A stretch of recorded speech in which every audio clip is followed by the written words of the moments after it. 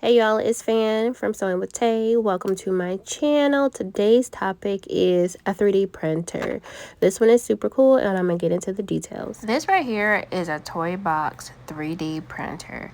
I thought it was really cute. I was looking for something for my sons for Christmas last year and I found this. It is tiny. It's not that big. Here's it next to my hand. But let's talk about our Toy Box. We finally have started to use it and we've been making some really cool stuff.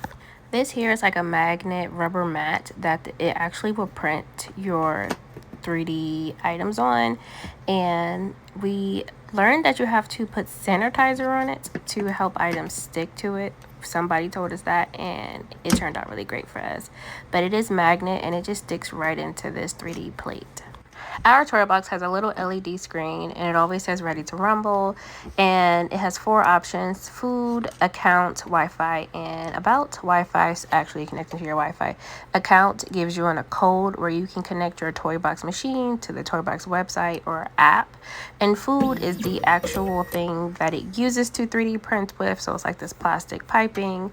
It connects onto the back of the machine. It comes in a bunch of different colors, is how it makes your devices. When you're connecting your food, the first thing you're going to do is warm up. That takes a few seconds. This is the food on the back I was telling you about. There's a hole on the top here that the food goes in. So you take it off the back, put it in the hole. And to take it in or out, on that food menu, once it's warmed up, there's an insert and a remove button. And you just push the button and it will push the tubing up or it will pull it down. I find it best when you pull it up and down. So you hit the insert button and then push down. Hit the remove button and then pull up. I think those methods work best. Today I am using my computer, but you can use the website on your computer. There's an app on my phone and there's an app on my iPad. They have quite a few options here. You can make like beads or vases or puzzles or different type of like mystery toys, which I hadn't really seen that until I scrolled all the way down today. The feature I use the most is the import, but there's also like make a buddy, draw a picture and print it, get a car and print it. So these are all on the website under create. I think the website is make.toybox. I'll make sure I put it in the description, and you have all these different options. My creations, play packs, which are things I haven't used. My creations is what I use the most, but it does come with some free options. So if you go to the explore page, you will see a bunch of different stuff that you can get for free. Most of my things I have made, I got them really cheaply, files from Etsy. So that's what I found have worked the best for me. But when you click on the side menu, there is a lot of the same options that you have on your create menu. And pretty much that's it. But you can kind of see here, like this is one that I got from Etsy. It's an instant holder that looks like a hand. And you can change the dimensions and you can, turn it around and look at all the different like views of it, and you can edit it here.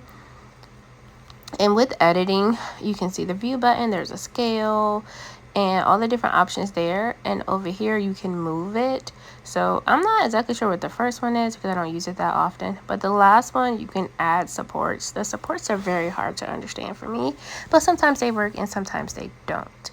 But here you can still move it, and then you can choose to make it bigger or smaller, but you'll get that little orange error at the bottom saying that it's too big if you go over the sides of the machine. So you will have to take it back down for it to print, and you're just going to hit the bottom button. This little motif here is going to load up, and then once that is done, it will take you back to the create page where you kind of started before you hit the edit button. And it usually takes a few minutes to load. And in this view, you can still do the same thing of rotating it, but you also can hit print view, which is at the bottom of the box. So here's the print preview. You can drag that slider up and down, and it will show you the order in which it is going to print your device. And to get started, all you have to do is hit print me. You ain't got to plug nothing in and none of that. You hit it and it says beaming down, which is basically transmitting the file to your device. And you don't have to do anything else after that, but wait. And eventually it'll tell you the time. Here's what it looks like on my iPad. It's very much the same. And also here's what it looks like on my phone. And if you see at the bottom, it has a number. That is actually how long the machine is going to take to print my item. And it will show you this time on my phone, on my iPad, and on my laptop, because it's all connected to my Torybox D3 printer. So they're all together. So this is kind of what it looks like getting started. You do want to check it and make sure that it is actually getting started, because I'm going to show you later how I change the food, and a trick that I've learned that I think helps me make sure the food is properly inserted. But also, on a side note, these are all the colors that came with my machine. I didn't have to buy these separately. So we have 56 minutes, so I'm just going to continue to go into all the other details of this item.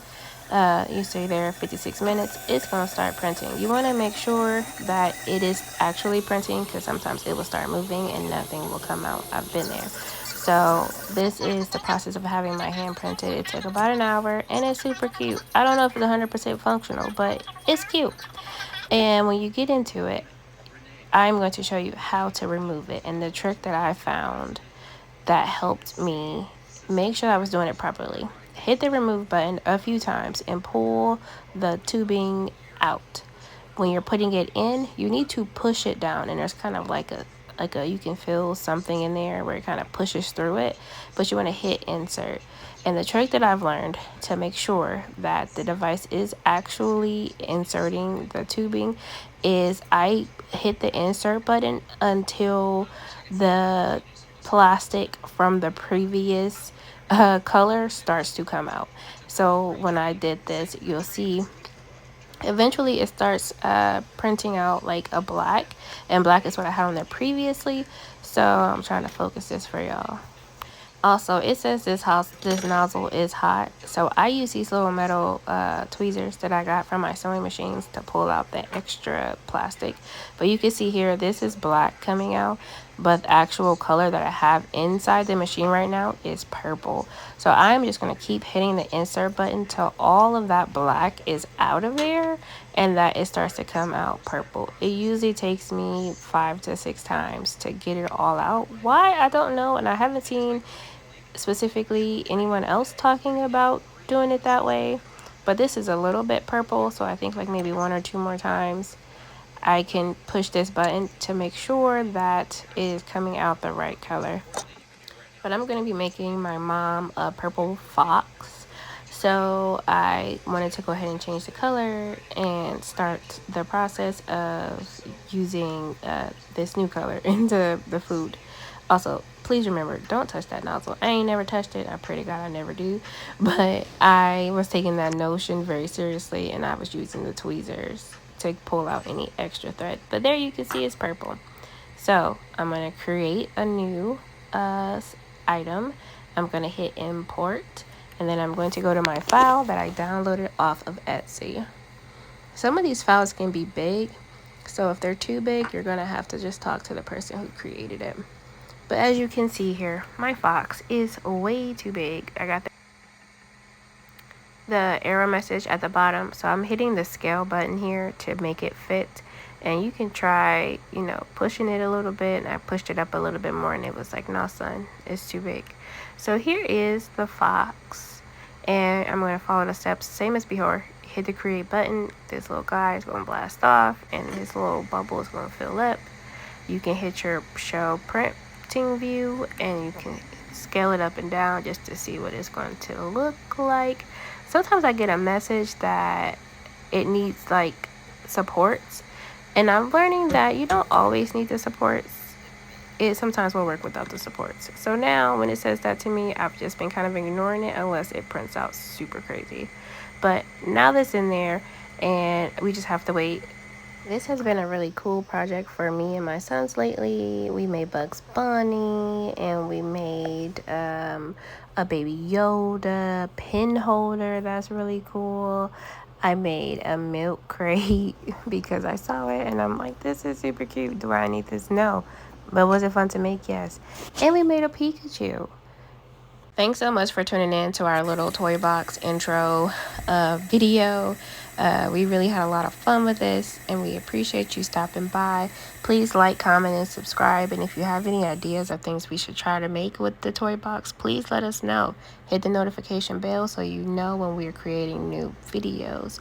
Until next time, thanks for stopping by Sewing with Tay.